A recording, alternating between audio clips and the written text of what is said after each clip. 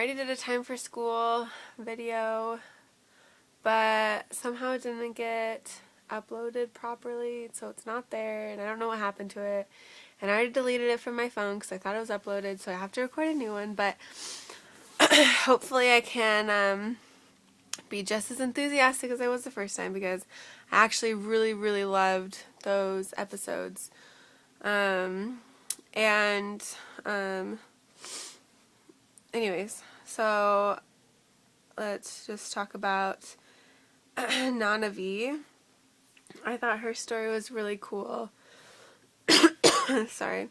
I thought her story was really cool because she was kind of like the exception to the rule.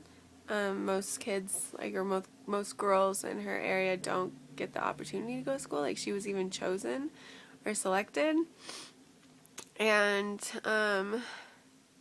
there's a lot of different factors that go into her progress. It's not just her going to school. There's so many people supporting her and pushing her and helping her to focus and want to be like, her parents were a big one. Her dad was one of that not a lot of men over there see the importance of girls going to school, and her dad definitely did.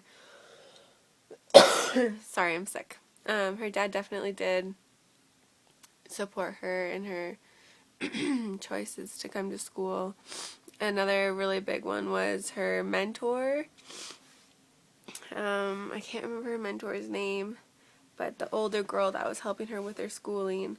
That's a really cool program that they have set up, where there's an older student who can help her. And I think that by the time she was in 8th grade, she was like one of the last girls left in her schooling, which just shows how many girls drop out. So I think Nana V also got really lucky with getting a mentor who was really focused on school and who didn't drop out, because you can imagine that if a girl was already struggling to stay in school and then her mentor dropped out, then she would be like, well, like, and her parents were not supportive, then she'd have very little support with going to school and all the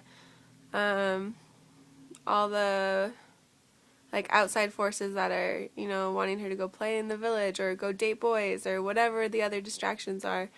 That'd be hard to face that without a really strong support system, just to like focus on your education.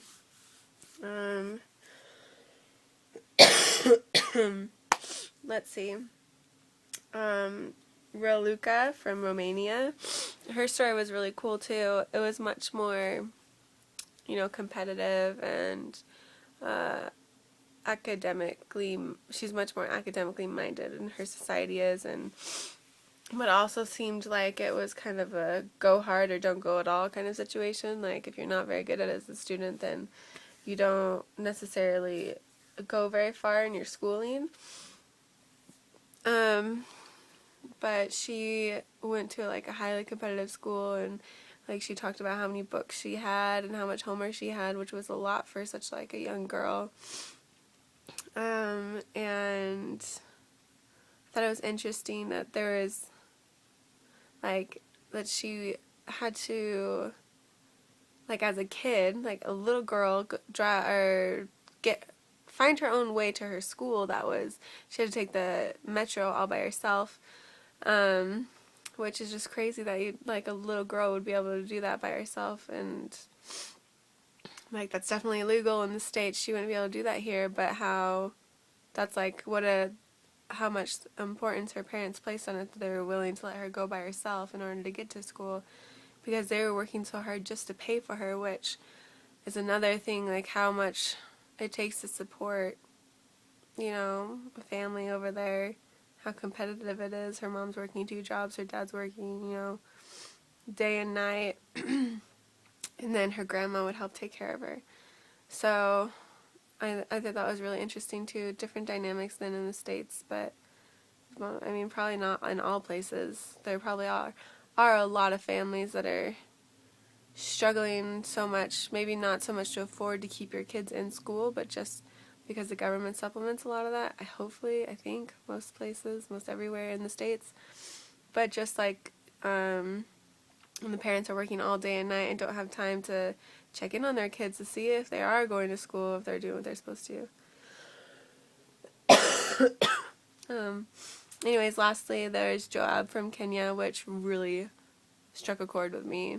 Like, it was his was hard watching his mom, how his mom passed away and his dad was kind of a user and, like, didn't take care of them, but would take some of their food when they're already, like, starving, and he being so young, having to take care of his little siblings. And I thought it was really, really amazing that his teachers would, go out looking for him on the streets and, like, go find him and bring him back. And I think that each one of these kids succeeded because they had an extraordinary support system, because they had someone in their life that took a special interest in them. And I don't know if that's because they were being documented or what, but I mean, it would be great if everyone could have someone like that in their life, but most people don't. And these kids, like, they have an extraordinary support system, and I think that's huge in anyone achieving anything in life, is just making sure that, or just if they have someone that can build them up when the time that they feel like they can't keep going. Anyways, okay, that's all I'll say for now.